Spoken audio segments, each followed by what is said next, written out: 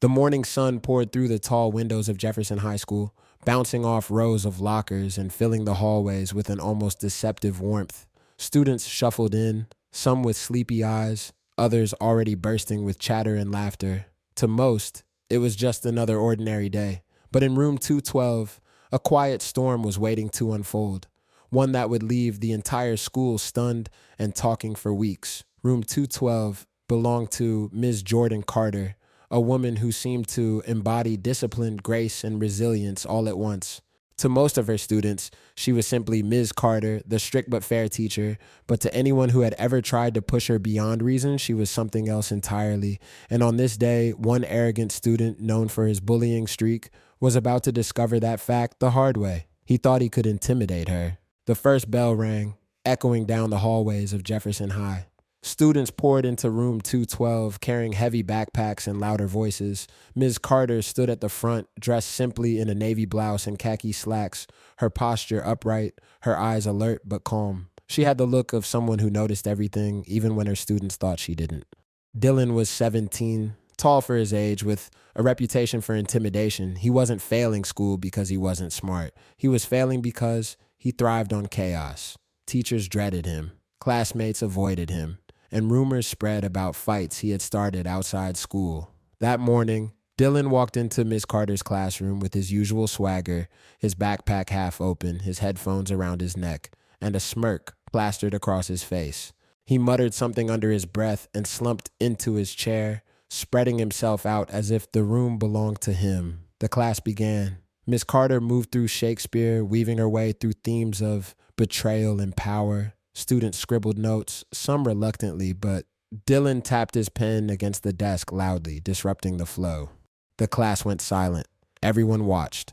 Miss Carter didn't flinch. "Then," she said steadily, "you'll face the consequences of your choice." Dylan smirked, loving the attention. For weeks, he had been testing her patience with sarcastic remarks, late assignments, and mocking gestures, but today he decided to take it further. Halfway through the lesson, Miss Carter walked between the rows, checking on her students' annotations. When she leaned over to correct a line on one student's paper, Dylan muttered loudly, "Bet she thinks she's tough 'cause she's black, but she ain't gonna do nothing." "Dylan," she said in a calm, even voice, "we don't tolerate that language here. Apologize now." He laughed. "Or what? You gonna call the principal? You ain't scary." The tension was unbearable. A few students whispered, "He's pushing it too far." Miss Carter didn't break her gaze. "Last warning, Dylan," and that was when he snapped. Dylan shot up from his chair, towering over her, his hands clenched into fists, his jaw tight. "You think you can boss me around? You ain't nothing but another teacher." The class gasped.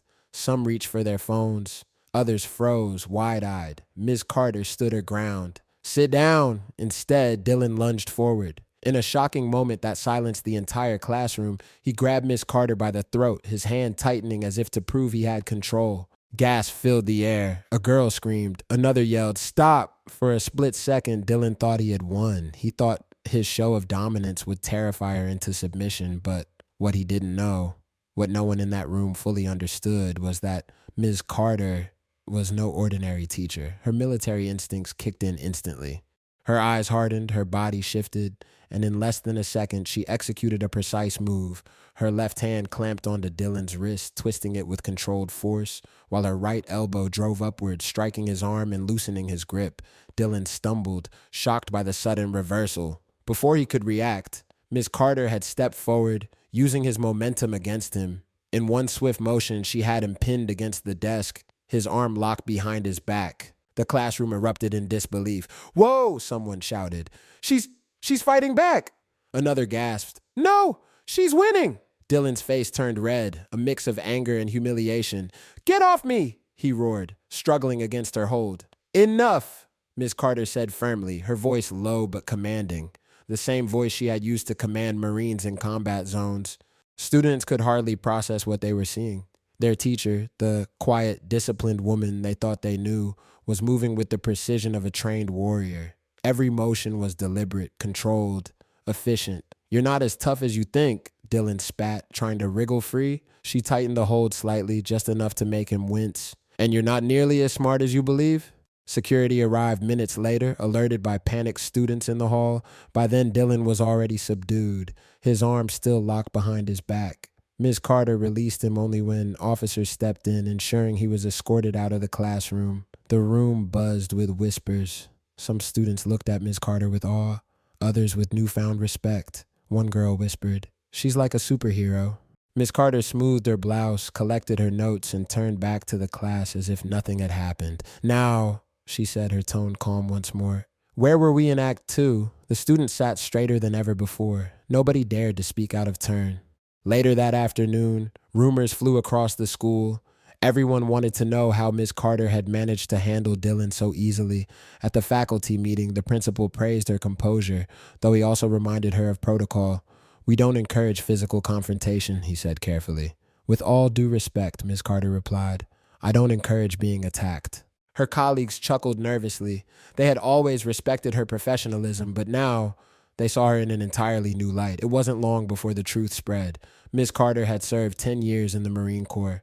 She had trained in hand-to-hand combat, survived war zones, and faced enemies far more dangerous than a teenage bully. When students found out, their respect turned into admiration. She wasn't just their teacher. She was a living example of resilience, discipline, and strength.